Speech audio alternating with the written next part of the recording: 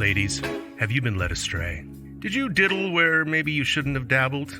Have you been unfaithful to your husband, wife, partner, main squeeze?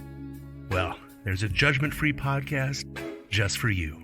Raw Truth, Stories of Female Infidelity, hosted by Rebecca Adams, tells the stories of these women from their perspective, anonymously and without judgment. He got out of his car and tried to kiss me. I pulled back. I was still not wanting an affair. I was not sure what I wanted. Most likely, I just liked the way it felt to be wanted. This did not stop his calls. Several more weeks went by and we met up again, this time by the water. After walking and talking for an hour, I could not take the suspense anymore. I leaned in and kissed him. It was like fireworks. If you need to come clean, get it off your chest, confess your sins with no Hail Marys required, then Raw Truth, Stories of Female Infidelity is the podcast for you. And remember, it's completely anonymous and judgment-free. Raw Truth, Stories of Female Infidelity is available wherever you listen to podcasts. Subscribe today. Raw Truth podcasts may contain explicit, sensitive, and questionable content. The views and opinions expressed in this podcast are those of the individual podcaster and are not based on the advice of a licensed psychologist, therapist, or other medical professional. Listener discretion is strongly advised. Hey, it's Scott Lander, DJ Love God from Z100, and you're listening to Let's Ponder with Rebecca Adams. What does the word ponder actually mean? According to one dictionary, it means to weigh in the mind, to think about and reflect on. On Let's Ponder with Rebecca Adams, we do just that. We discuss taboo and questionable subject matter. For example, size. Does it really matter? Or do you really want to know the number of partners your significant other has been with? Or what about stories of disastrous one-night stands? How about being in a sexless marriage? These and other topics are what we talk about on this podcast. Welcome to Let's Ponder with Rebecca Adams, and welcome back. Thank you so much for your patience while I was on a break for the summer. It was well needed. So many different things happening that unless I can give good attention to my podcast, I don't want to do it. I don't like half-assed things, I guess you could say. So on that note, welcome back. And today is kind of an interesting episode. Back in the 80s, there was a radio station in the Portland, Oregon area known as Z100. Okay, let me restart that. It is still Z100 in Portland, but back in the 80s, they had switched over and they became the pop station. I'm not sure what it was beforehand, but they had the well-known Morning Zoo, which ran for like 5 hours or 4 hours in the morning, and they would do silly stuff, much like pop stations do today, but you really got to know people. It was before social media, and so listening to the radio and hearing all of that was a big deal. So just growing up in the area, my friend and I one time, we had been talking, we'd call the radio station being silly, and this was in the early 90s.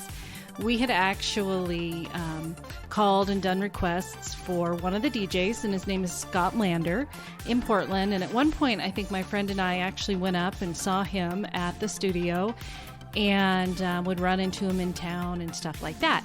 Well, I'd always kind of wondered what had happened to him, and lo and behold, he lived in the same town, actually grew up in the town where I had been living for the last 20 years. So that was cool. It was good to reconnect and catch up. And he's been a great supporter of this podcast. He's even sent in some information when I've been polling people, surveying for the podcast on Let's Ponder. So anyway, I wanted to interview him to find out what really happens behind the scenes. You know, radio DJs, maybe they're different now, I don't know. But back then, you know, what was the scene like? We had celebrities coming into town, being interviewed on the radio station. Of course, there was no Zoom, interviews, none of that. The party scene, getting hooked on things, being in, the middle of all of this.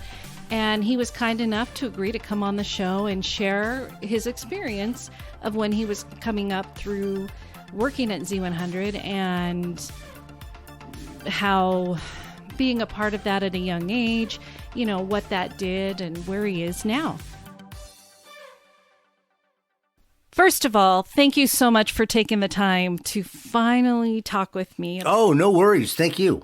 I grew up in a little tiny town called North Plains. I've heard of it. But of course, Portland was our music stations for there. Been there, been to North Plains, yes. But of course, it's changed a lot probably since I've grown up there. Oh, yeah. It's not so much country anymore. It's kind of high-end housing. It is. And my house is actually now an art studio. Oh, wow. I know. It's weird. It's kind of a weird thing that it would do that. So, well, my hometown has changed a lot too. I was raised in Vancouver and I live in Vancouver today, and Vancouver has changed tremendously since I was a kid. It is a big city now, a sprawl, if you will. So. And we just moved from there. We moved out to Goldendale. And so much has changed in the last about 15 years since I moved to Vancouver. It's just not the same. Mm-mm. No, it's not the same. No, it's growing up. Downtown Vancouver is definitely, some people like it, some people don't like it. Everyone kind of agrees that the waterfront is cool. The new waterfront. Absolutely. That's really interesting. But a lot of it people don't like. They don't like the big, condo complexes and apartment complexes and all that stuff that's popping up everywhere. They kind of tend to look down on it. Well, and the crime, sadly. Yeah. All that came across the river. Yes, it did. We've got it. We've got it over here. Yeah. We have homeless issues and everything else. Mm-hmm. It's not good. So, well, thank you again. And I just wanted to chat with you as a person from the Portland metro area who grew up listening to, of course, Z100 in Portland. And Z100. Back in the day, early 90s, I met you in person and we chatted a few times. And I've always wondered what had happened to you when I didn't hear your voice on the radio anymore, and then came across you on social media. So it was great to be able to reconnect.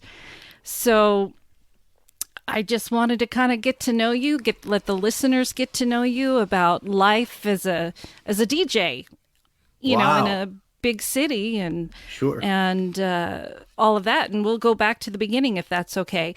That'd be fun. And I will, of course, edit anything and cut everything out at the end. This isn't live by any means, so everything will be chopped down. It's all good.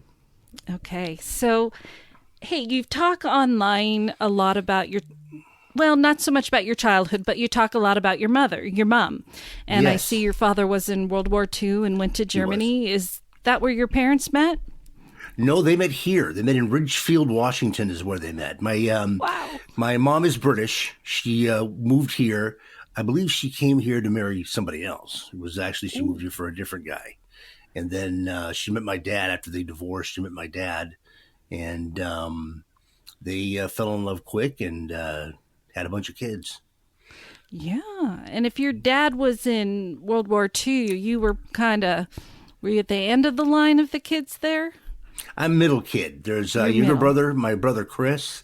I have an older brother, Tony. And then I have a half brother from my dad's first marriage named Larry, who we never see. We never see that guy. I don't know what he's doing right now. But it's kind of weird. He's kind of removed himself a little bit from the family. But everyone else is pretty tight. That's cool. So, and I had asked that question if your parents, or at least your father, had you a little bit later in life, because I think World War II, that was my grandparents, and you're not that much older than me. And so that's... No, definitely not. He had kids very late in life. And my brother is, he's about 7 years younger than me, 8 years younger than me. And my dad was probably in his 40s when he had Chris. Wow. So yeah, they were kind of, my mom was a little bit younger. She was 8, 9 years younger than my dad. So yeah, so Jesus. later in life for sure. Yeah. Yeah. And then it sounds like overall you had a pretty good childhood growing up. I had a pretty good childhood. I had good friends, a lot of good friends, a lot of good people in my life. My brother and I, Chris, are pretty tight. And, I grew up kind of looking at my brother Tony, too. Tony's really into history, and he was into classical music when I was a kid and stuff like that. And he got me into all that stuff. I know it's kind of weird to say, but it's something that I love more than anything. Because I love history and classical music and all of that. And I really credit Tony to a real degree for getting me into that and making it sound interesting. And it is. But I had a good childhood. I had a lot of great friends growing up, and some of them I still talk to today. That's cool. And you graduated in Vancouver. I did Fort Vancouver High School, 85. Fort Vancouver.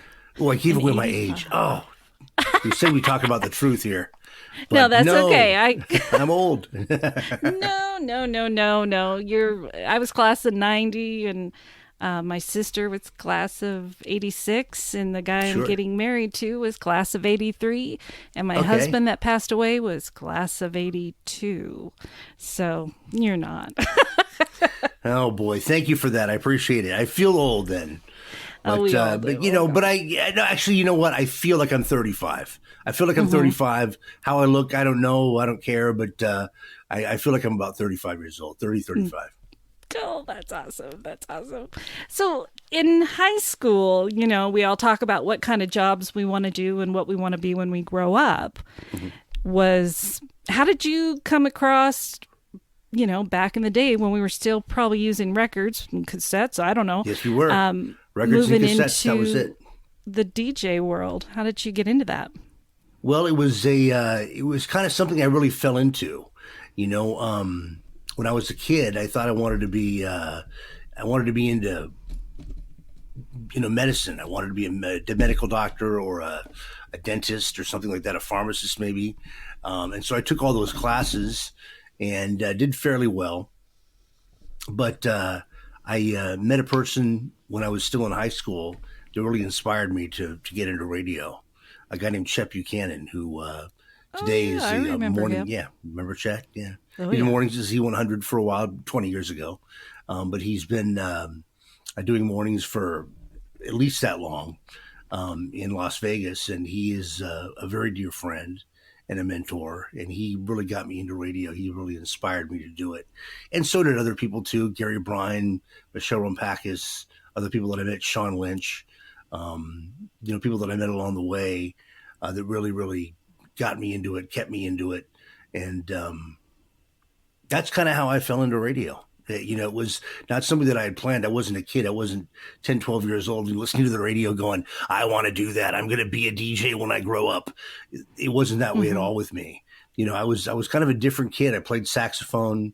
I liked big band music. I listened to the radio too. I listened to, I guess back in the day it was Magic 107 and KYTE and 62 KGW, the AM station that was kind of an adult top 40, I guess you would call it. I listened to them back in the 70s and 80s. That was awesome because I remember those. Yeah. Of course, I'm spacing out on the name of the guy that was always on there, and then he was on K103. Craig Walker. Craig Walker, of course. He was on KGW. He and John Erickson, and they moved over to K103. Yeah. Yes, I remember. Craig's a great guy. So is John. So, was it? I mean, you have the voice for it. I mean, not everybody's going to have a voice for radio. And back then it's not like today where anybody can do a podcast or anybody can do anything they want because they have a computer. Sure. But, getting into that, did they have to put you through any kind of training, or how did you get in other than the inspiration from the other men? Well, I got into promotions first. I was doing promotions at Z100 as an intern. I was just an intern. I would help out the promotions director, Michelle, and she would tell me what to do, and I would do it. And I eventually, really, really got some confidence together, something I hadn't had for a long time in my childhood. I got some confidence together and kind of pushed myself into being on the radio. Starting out being a board op, not being on the air, but just running the board for syndicated shows. I had the countdown shows like they had one called John Lander's Hit Music USA, which was played on Sunday night. That's how I got my name, Scott Lander. My real name was Scott Holton. But that's how I took the name Lander, and I took it from John Lander. And I was just a board op at that point. But as far as, having a deep voice and stuff like that, that's so unimportant now. There was a time when everyone looked up to those guys, the guys with a big, deep voice. They talk like this. I'm an angry white guy. Brr. Right. Either that or they just had that puking thing going on. Hey, 10 songs in a row coming up next. Keep it on Z100. We had those guys too. That's not important anymore. Now you don't have to have a big, huge voice. You can have an average, everyday voice. Personality is key. Content on the radio is key. How you deliver that content, how you provide that content every day, every break. That's what's most important. Sure.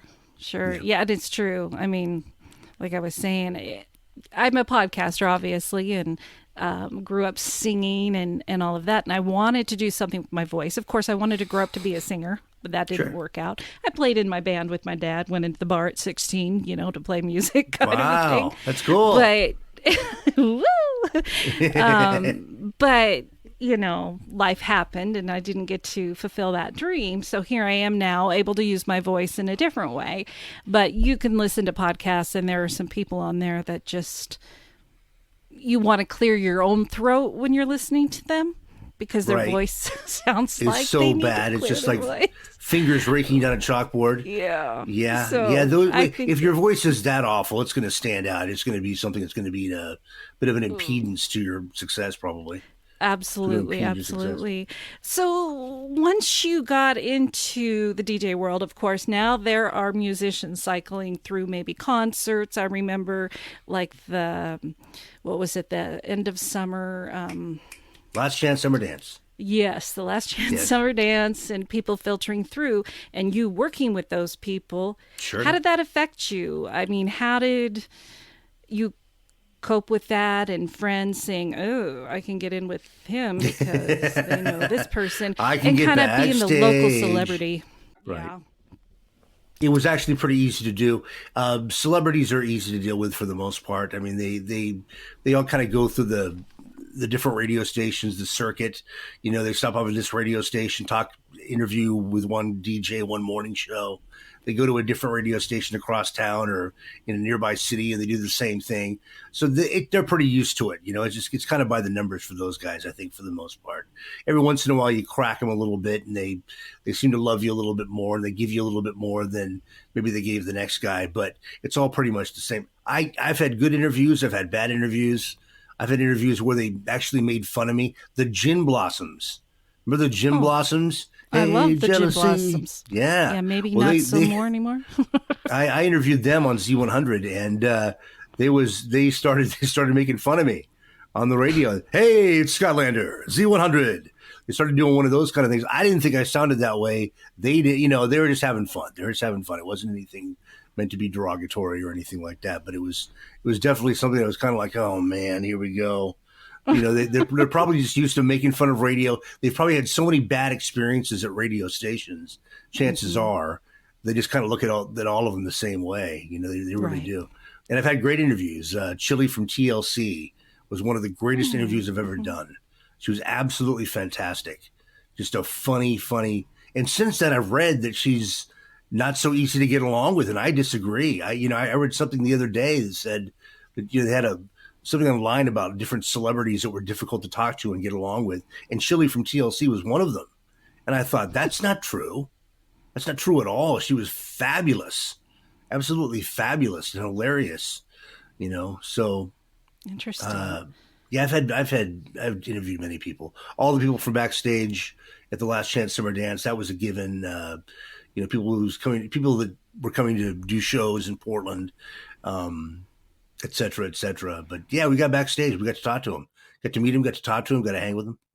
I have to admit that I got us free tickets to it through my daughter, because she's just a big pop music type person like I am. And I actually, this was before I could do audio and send it over, so I video recorded her to the beginning of Baby Got Back, and she totally did it. Oh my God, Becky, look at her butt. Becky. And I sent it in to Z100 and won tickets.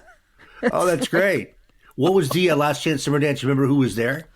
Was it Mix-a-Lot? Sir Mix-a-Lot was. And she was probably about 8 or 9 years old. Oh, wow. Yeah, what a good mom. Yeah, I was there. I was there for that show. I was there somewhere. I don't know where, but backstage, probably on the stage. I was there. Yeah, those were the best events. Those are the best events because you not only got to meet the artists, but you got to meet the people. You know, you got to meet the listeners and stuff like that. And that was the best part of the whole thing for me. You know, being on stage and they introduce you and the whole crowd is like, you know, it definitely is an adrenaline rush. I can imagine that. And I'm sure New Shoes, I actually took voice lessons with Valerie Day from New Shoes back in the early 90s. Really? And, I had a friend that did that too. I know she was giving out lessons. Yeah, she was. And we had to drive. She lived over in Laurelhurst, and it was in her house, and she was just so cool. It was before she ever had her son. And I mean, it was like 1991, 92 before I ever had my daughter. So it was a long time ago. It was neat to be able to say I knew her back then, you know. Oh, they were great people. They are great people. I haven't talked to Valerie Day in at least 30 years. But you know, I know that she was a really, really nice girl. How did that affect, well, your celebrity status, though, your personal life? When people knew you worked for Z100, how did that change the way people looked at you, or so it felt, and you know, your personal life? Well, it's kind of a part of the whole equation that's easy to, how can I put this? You know, like when you first meet somebody, breaking the ice. That's what I'm trying to say. Breaking the ice. You know, when you're on the radio and you meet people, the ice is kind of already partly broken, you know, because they feel they know you, you know, don't really know them, but you're talking to them. They already feel like they know you, you know, and they like you. They've already kind of got in their mind, right or wrong. They've already got in their mind what you're all about, even sometimes what you look like. I mean, the whole thing, you know. I've been told that I look blonde, that I sound blonde, excuse me. And I'm like, blonde? I sound blonde. You know, how can that be? You know, I'm a guy who sounds blonde. Okay, so fine. But you know, it's breaking the ice. You meet somebody, it's easy to meet women. You know, it really is for a guy, you know, because they come up to you. They're sometimes very aggressive. Sure. Sometimes people in general can be very aggressive. You know, so they just want to know you. They want to talk to you and stuff like that. And I liked it. I liked that part of it, especially as a young guy. I was in my 20s, you know, when I worked at Z100. I didn't leave until I was about 31, 32. And when I finally left the night show at Z, so it was a fun part of life. Yeah, no doubt about it. And that was kind of what brought me to the questions of how your life might have changed aside from women, but just in general. And this is based on some of the personal things you've posted regarding addictions and things like that. Sure. Was that starting to happen when you were partying with as a DJ and people like that? Or do you feel it was something else? Yeah. Absolutely. I was a very heavy drinker. Mm-hmm. Yeah, I really enjoyed drinking a lot. You know, I would do it on school nights, work nights. I would do it every chance that I got, you know. It's kind of weird because I didn't really grow up that way. You know, my dad drank a little bit, but none of us here were really heavy drinkers. And, you know, so as a kid, and when I first got into radio, I hardly drank at all. It was very, very rare that I drank at all. But you know, you meet other people your age, you know, you start partying a little bit, you go into radio, you start meeting people, women, friends, whatever. And yeah, you know, you're going. The thing with me is that I didn't know when to stop. You know, I didn't know when to say, okay, I've had a few drinks, that's enough, and just turn around and go home. You know, I would drink till, you know, to excess to say the least. I would go to excess and and drive and everything else. It's a miracle that I never got a DUI because I drank and drove all the time. And I'm Wow. not proud. Yeah, I'm not proud of it. It's Well, shameful. no. It's something I'm lucky that I didn't hurt anyone else, didn't hurt myself. Hmm. Hmm. Um, uh, yeah, it was just that way. And you've been sober for a while now, right? Yes, I have. Because you've talked about that and finding the positives in life and working on those steps. May I ask how long? 7.5 years. Congratulations. Thank you. Thank you very much. Thank you for that. It's hard, and I'm sure you have to work through forgiveness of yourself Yeah, you for do. decisions that you made or how it affected relationships. Like you Absolutely were just affected saying, you're not relationships. proud of what you did. I'm not proud of the No. things that I did, but we really have to figure out how to forgive ourselves so that we can try and heal and move forward. And that, I think, is the number one challenge in addictions. Yes, you got to move forward. You got to forgive yourself and move forward. There's And no it's doubt about it. hard. Yeah, my Yeah. my drinking affected relationships. I lost a couple of good friends because of it. I got in trouble at work because of it. Mm-hmm. Things like that. I look back at some of the stuff, and it was just so stupid and small and ridiculous. And that the effect was so big. And it's embarrassing. It's shameful. It's something you look back and you just kind of get the EBGBs, up and down your spine. You're like, oh man, I never want to do that again. I don't want Sure. to be there. I don't want to do that again. I don't want to be that person. I don't want to affect myself, affect others that way. I don't want to do it. So yeah, but I've definitely affected relationships because of my drinking and whatnot. You know, Now, personal questions. Did you ever get married and have kids? Never got married. I was engaged twice. I got engaged at 19 to a girl. We were just too young. Sure. We didn't know what the heck we were doing. And then I got engaged again to a girl that I had known for many years, and it just didn't work out. I wasn't ready. I wasn't ready. I was still drinking at the time, and and it was obvious that I wasn't really ready for her to be the right guy for her, and to really do the whole relationship justice. So we broke that off, and she's actually married now. So married with kids, married with 3 kids. It's all good. That's the way it should be. Yeah. Well, there's still time in life, right? It's not too late. Yeah, maybe we'll see. We'll see how it rolls out. I plan on being single for a while, but if I bump into somebody, it's going to be totally spontaneous. It's going to be just one of those kind of things where I literally trip over somebody in the street, Sure. and fall over and go, "Well, what are you doing down there? Who are you?" Right. Oh, you must be that person that I'm supposed to meet and be with, forever. Sure. So we'll see how it sure. goes. Yes, not looking for love, but it just Exactly. happens, kind of a Yeah, thing. that's Sure. it. That's it. Well, I know that, at least to me, you kind of disappeared from the metro area for a while. We didn't Went hear somewhere your else. voice. Yeah, I was gone after. After I worked at Rosie 105. Now 105 won the buzz. Is what it is. I worked there through 2001, 2002, 2001. Then I moved to Boise, Idaho. Did a morning show over there for a very short time. And then I came back for a while. Then I went to Fresno, California. And I was down there for about a year and a half. And worked in Fresno at a station called Alice 96.7. It was kind of a alternative modern AC, what they call it, type radio station. Kind of leaned on the rockish side of things. Then from there, I went to Las Vegas, and I was there twice. I moved there once, and I worked at a couple different stations. A station called Fresh 102.7, a station called Hot 97.5. I worked there.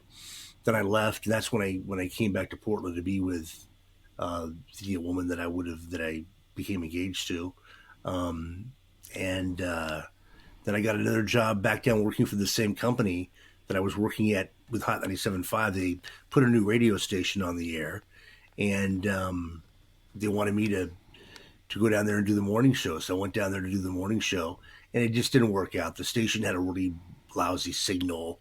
It was, it was the way that it just wasn't really positioned well for success, is it's the best way to put it. So I came back again, and came back and started working at KUPL. Then it became the Bull. Worked there for several years, actually. I was there for several years. And then I was off the air for a long time, and I've just recently gotten back on the air again. I'm doing voice tracking. That's where I'm talking to you from right now, is my home studio. But I'm doing voice tracking for a radio station in Longview, Kelso called KLOG. And it's a classic hit station, kind of like the Eagle in Portland. It's very much like that. Yeah. And I'm kind of back into it again, and trying to get people interested in hiring me. That's awesome. That's Thank awesome. You. And you seem like you're doing pretty good these days. I feel like you're doing pretty good. Leveling off and spending time with your mom or mom. And, me mom. Yes, me mom. You me spending mom. time with mom and brothers. Yeah. Yeah, things are okay. Things are okay. I live a pretty boring existence, all in all. I've got the places that I go to on a regular basis. I go see movies, things like that. You go to restaurants. I've seen I you love restaurants. Talk about a few of those places that I've been to, and I'm like, oh, I know where he's at. But now that I'm no longer in Vancouver, there's only a few places in Goldendale that a person can actually go to. Sure. Well, I like the places that are down there on the waterfront too. There's a place called 13 Coins down there. It's a restaurant that actually it was kind of a small chain. They had a couple of them, or have a couple of them, in Seattle. And that's where I had previously been to one. Well, they opened up one in Vancouver at the waterfront, and I got to go down there. It's just a great restaurant. Great place for breakfast, great place for dinner. The one in Seattle was open all night when it was opened by Seattle Center. And you could go up there, and at 2 o'clock in the morning, you could have a steak and whatever else. It was really outstanding. Wow. So, I got an El Gaucho down there now. I've heard El Gaucho that. Steakhouse. Yeah. That's cool. I think the only places that we really went was Twigs. I think we went up to Barlow's once, and the other one across from Twigs there. Wildfin. Yes, Wildfin. Yeah, yep. Been there. So I live out here near Mary Hill Winery, and I know that they have a little storefront there as well. I think I've seen it. I've never been in there before, but I believe that I've seen it there on the from the road. Yeah, it's there, and it's changed. That shows a different part of Vancouver than if you go up Fourth Plain toward Andreessen. It's a little bit of a different one. Vancouver can be a little shady. There are parts of Vancouver that are shady. There's no doubt about that. Fourth Plain, 18th, anything off there. It's not quite as bad as parts of Portland that have become really. Yeah. There are parts of Northeast and Southeast Portland that are definitely shady, and we get calls over there sometimes. That's what I do now. I drive a taxi cab. So I'm doing that, and I'm actually voice tracking the radio station. So that's cool. It's just keeping you busy, and I do a bunch of little jobs. I left dentistry, and for the most part, and I'm just doing little things here and there, and it's kind of nice. That's cool. That's very cool. I gotta ask if you can answer this. What was your most memorable or favorite moment working in Z100? Oh man, there were so many of them. Definitely doing the night show there for sure. That was really fun, and I had been there for some years before that. Before I started doing nights, doing part-time and then doing overnights. I did the overnight show back when they had overnight radio people. It's something that's unheard of anymore. But even a live night show is kind of rarity. They usually do syndicated or simulcast night shows now on radio stations all over the place. And but the night show for me was where I really broke out of my shell. That's where I really started doing radio the way I wanted to do it. And it was very free form. It was Desperate and Dateless. I did that dating show for a few years, and that was really fun. And met a lot of people that way, and it just kind of became a real benchmark at that on that show at that radio station. The night show was great fun. Absolutely great fun. Just meeting the listeners, meeting the celebs that came through, whatnot. Really growing into myself, becoming the kind of radio person that I wanted to be. That's awesome. And of course, what would be your least favorite or worst thing from working there that you recall? Oh boy, I don't know. I got in trouble once because I got in trouble a couple of times there. But I got in trouble once because this is horrible and I shouldn't be laughing at it. But I made fun of the morning zoo on my show. Someone had called up, and the morning zoo was a huge morning show. And everyone on there, yes, good friends of mine, Dan Clark, Tony Martinez. At the time it was John Murphy. All these people are good friends, good people. But I heard something. The caller called in and said, "Yeah, they were making fun of you on the morning zoo this morning, Lander." I'm like, really? Yeah, man. They're talking about you, telling you you're this kind of a schmooze playboy and stuff like that, and which was probably kind of true, to be perfectly honest, at the time. So I started taking phone calls, and it turned into this huge thing where everybody that had a problem with the morning zoo was calling up on the radio. And I've got dozens and dozens and dozens of phone calls of people just going, "Yeah, the morning zoo, man. I want to talk about a morning show that's over with and done. They've been doing that gig for a long time now. Why don't you give it up and do something else?" That kind of stuff. I didn't, so I started putting those calls on the radio. My concern was that I didn't want it to sound like I was being vindictive or being evil, because that wasn't the case that I wanted. That's not what I wanted to portray. It was supposed to be fun. They make fun of me. I'm making fun of them. So, but I got in trouble for it. Well, I called him. The PD called me in, and the morning show was sitting there, and stuff like that. And nothing else happened after that. There wasn't any real consequences other than having to sit down and talking. But it was something that something I had to deal with. It kind of sucked. It really did. I kind of realized my limits at that point. Sure. And I remember don't clearly, make fun of the morning zoo. Whatever you do anything else, just don't make fun of the zoo. Right.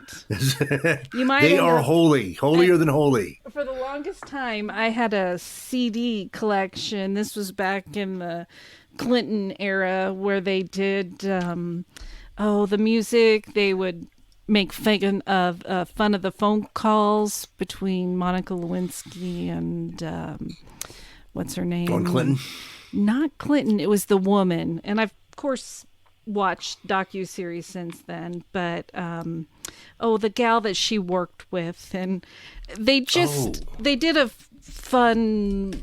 they had some fun stuff on there. But, yeah, they'd been around for a long time.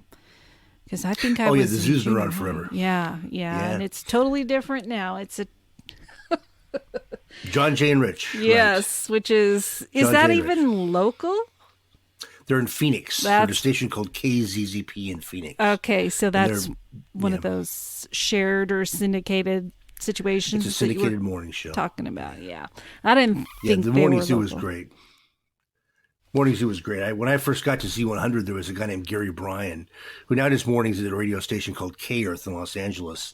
And he was the morning show host and the PD, the program director of Z100. And he was one of those people that inspired me as well. Just an absolutely incredible morning person. Really, really outstanding, truly. And a really good guy. We've kind of stayed in touch with each other over the years. But who else was after? Who was after Gary? There was John Murphy, Billy Hayes. For the love of Pete. I know there's another name in there somewhere that I'm not thinking of right now at the moment, but a lot of people have hosted that show, and they've always done a great job with it. Cool. Well, thank you so much for your time. I really appreciate it, and it's good to get to know the man behind the voice, so to speak. Yeah. Well, thank you very much. It's been fun. Thank you, Rebecca. I really appreciate that.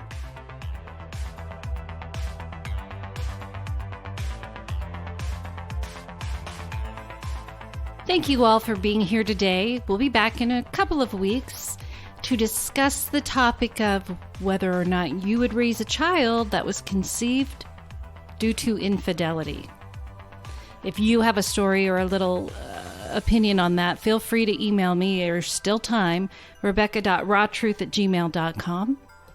Over on Raw Truth Stories of Female Infidelity, our first story after coming back was Flora, and that was released just yesterday from when I'm recording this on September 3rd. And on Patreon, if you're a Patreon subscriber, we listened to Bones Story Part 1, and Part 2 will stream this Friday, September 7th. So, stay tuned. We'll be back. Hope you have a great week. You have been listening to Let's Ponder with Rebecca Adams. Your support of Raw Truth podcasts is truly appreciated. If you haven't already, be sure to subscribe to my other podcast, Raw Truth, Stories of Female Infidelity. This controversial yet no judgment podcast is a safe place where women can share their stories anonymously of why they chose to be unfaithful. If you have feedback or suggestions for future Let's Ponder topics, please email rebecca.rawtruth@gmail.com. This podcast was written, produced, and edited by Rebecca Adams. If you enjoy the podcast, please rate and review the show on Apple Podcasts.